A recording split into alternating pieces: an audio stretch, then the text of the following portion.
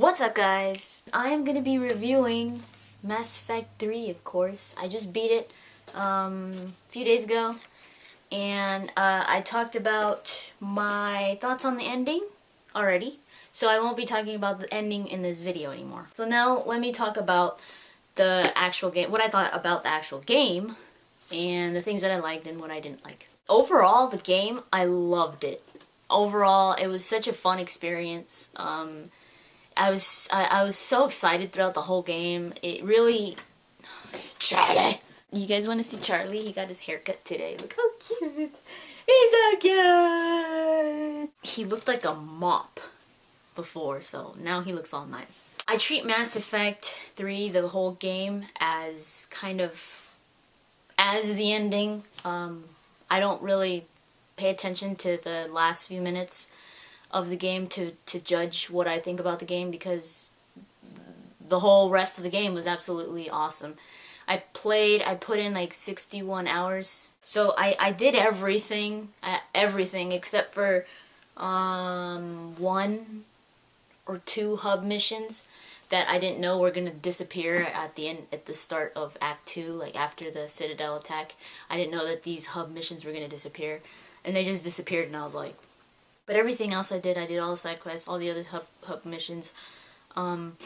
I was able to... None of the other missions ever disappeared. I know that there were missions that would disappear. Like, one of them was the Grissom Academy, I believe. It would disappear if you didn't go, and like you would have repercussions. But I went like almost right when I got it, so I didn't wait till the last minute for none of the missions, pretty much. So I had a good experience when it came to those. My EMS was pretty high. It was almost at 7,000, and it was like 6,900 or something like that, 6,800, something like that, almost 7,000. And the percentage was 100%. So I did get the achievement, the Defender achievement, and I did play multiplayer. I wasn't enjoying it as much until I finally got my Turian Soldier. When I got the Turian Soldier, I was kind of happy with it. Freaking Charlie's making so much noise. Charlie! No. So I played that. I'm still going to continue playing, and I am going to be playing with you guys. I just wanted to finish the game, because I was really, really anxious to finish it. There were a lot of things that I thought were improved from Mass Effect 1 and Mass Effect 2. Some things weren't. But the things that were, in my opinion, were the major thing that was improved from Mass Effect 1 and Mass Effect 2 was the interaction between you and your party members, the characters. And not just you and your characters, but the characters in themselves, which was awesome to see. I loved... There was this sort of party banter between them, kind of reminiscent to Dragon Age. Not to the point of Dragon Age. Dragon Age was just freaking master at the party banter. But they try to do... They did do a pretty good job with it in Mass Effect 3. Because that was almost completely missing from Mass Effect 1 and 2. There was little tidbits here and there. Probably the only party banter that I really remember in Mass Effect 2 was the one between Garrus and Tali, when they're on the Citadel, and Tali says, "I have a shotgun." That was the most memorable one, because there weren't that many. But in Mass Effect 3, it was like really, really improved, and I loved that. It was so awesome. It gave the game so much more to it. It just made it more personal, more emotional. You just grew to really connect with these people more, and it just made the experience even more heart-wrenching the whole time, because you just didn't want to see them go. And when they did, I cried so many times in this game. When Mordin died, when Thaden died, when Legion died, when Anderson died, I just started crying on all of them. When Miranda died, I didn't start crying, because I liked Miranda, but I wasn't like a huge fan of Miranda. She was my love interest in Mass Effect 2, so it was really hard for me, because when I broke up with Miranda, I had to break up with Miranda because I wanted to be with Ashley. It was so hard. If you haven't seen that scene, you should go see it. It's very, very sad because Miranda kind of tries, you know how Miranda's just like, you know, she's usually keeping her cool. She's like, you know, very composed. And in this scene, when you tell her that it's over, you know, you try to be as, you're not just like, Miranda, get out of my face. I don't like you anymore. Bye. No, it was done in a good way. It wasn't like, you know, it was nice. I mean, it wasn't nice, but it was decent. You know, it was an average breakup, and Miranda just kind of like goes like, okay, and then she turns around and she says she has to go. She doesn't even tell you about her sister. I know if you don't break up, she tells you about her sister, but she doesn't. She just leaves. She turns around and she's like, I have to go now. And Shepard says something like, are you okay? And you can see the tears coming down her face, and she's just like trying to hold it. And she's like, yeah, I'm fine. And she just leaves, and I was just like, oh no. As much as that hurt to do that to her, because I mean, like I said, I was never a big Miranda fan, but when that happened, it made me feel so bad. I was just like, oh my god. It almost made me want to like be like, I'm sorry, never mind, I'm kidding. But I really wanted my Shepard to be with Ashley, so I had to end it with Miranda.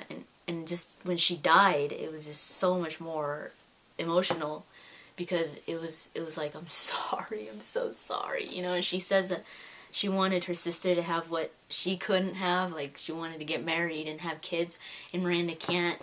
And it just made me feel so guilty. Like, I was just like, oh my god. I felt so bad. But just that depth of character development and story writing, when it comes to that emotional and interaction between the characters, was spot on. I loved that. A lot of things that they made Shepard respond to were perfect. Like, I was like, that was great. Like, I'm so glad that they had you say that. As much as Shepard had more emotional lines in this one, I didn't really see him react emotionally. And I think the writers have said this before, that because they have the whole Renegade and Paragon, they have to be careful in those neutral situations, so that they kind of in those situations where there is no Renegade or Paragon options, and the cinematic is just playing, they have to be careful as to how they make Shepard react. They have to kind of make it kind of neutral with his reaction, because if they make it way too emotional, where Shepard's like breaking down or something like that, some people might say, hey, my Renegade Shepard wouldn't act like that. So they have to keep a lot of scenes neutral when it comes to his emotions. So, I mean, I understand that. I was like, okay, whatever. You know, I kind of wanted to see Shepard, like, you know, when the death scene's like, no, you know, like, damn it, you know, react to the death and make it feel like he really did feel strongly about that person or something.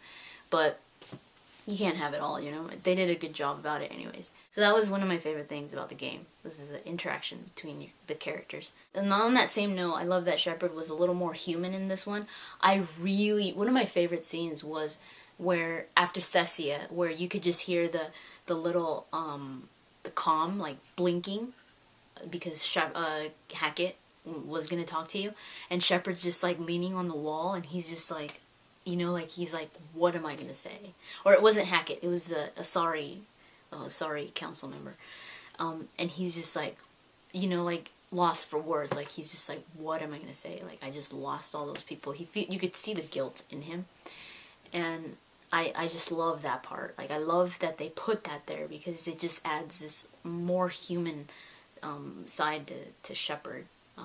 A side that we haven't really seen before.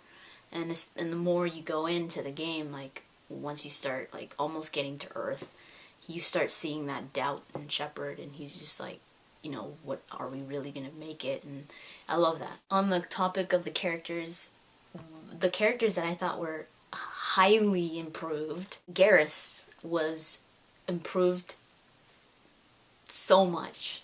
Garrus was already an amazing character. I'm not saying he wasn't. He was. But in Mass Effect 3, I think they really made up for all those times that Garrus said that he had to calibrate the guns, and just left you like, I want to talk to Garrus, you know?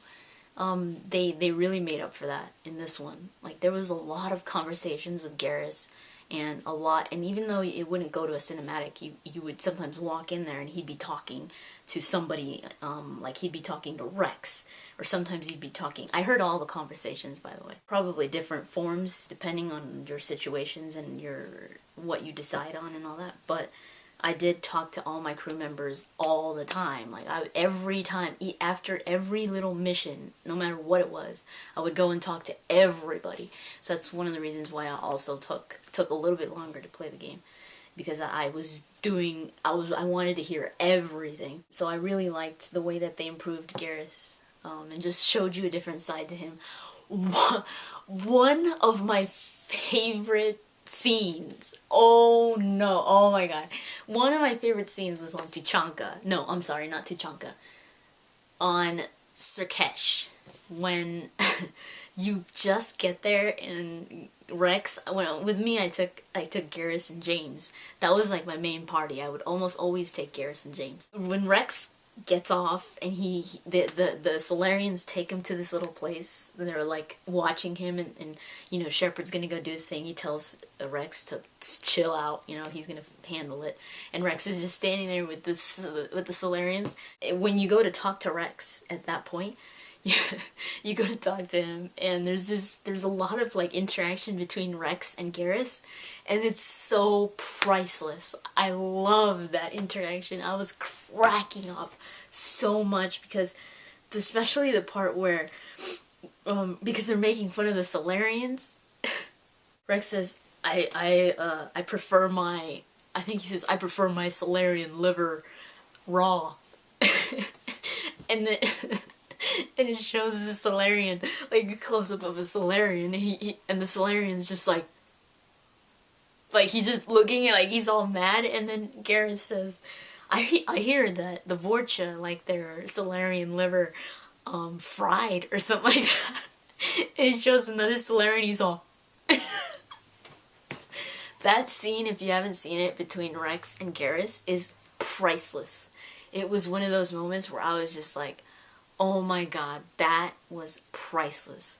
It really brought out the character, the personality between these two friends, between Rex and Garrus, and it really made it feel like they're old buddies, you know, like that they could joke around with.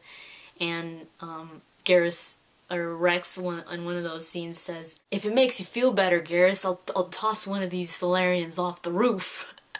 And it's just so funny, and just having those facial expressions of the Salarians while they're making fun of them is so funny. Like, it just, you have Rex say something and it goes to the Salarian and they're just like, oh hell no.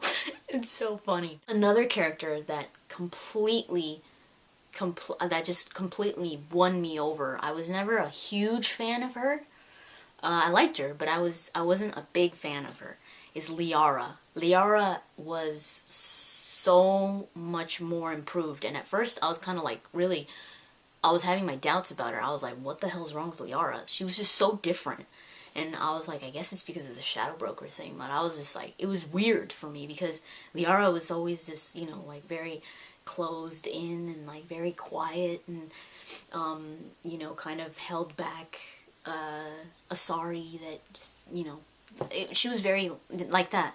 And this time she was just a lot, she was still soft spoken, but she was more outspoken now. She was more blunt. She was more you know, and the thing that I really loved about her, even more than my relationship with Ashley, like, I loved the interaction between you and Liara as a friend. Those scenes with you and Liara as a friend were so much more meaningful to me than the scenes with me and Ashley romantically. The Liara ones were so much more meaningful. They were so much more pleasing to me, because they just felt so real and they fit so well. Like, I was just like, oh, that's so cool. Especially at the end, when Liara gives you the gift, when you say goodbye to her and you see her memories. I've seen the romance one, but the friendship one I just love so much. I think it's so it's so sweet. Like when Liara just like kind of like grabs your arm, you know, kind of like hooks her arm around yours, and she just leans on your shoulder. I was like, oh, that's so cute. I loved it. It was just perfect. It felt so real. Like it felt like you really had a really good relationship with her. Like she was like your buddy. She was your best friend. It was so awesome. I loved that. Like I said, the more than the Ashley relationship.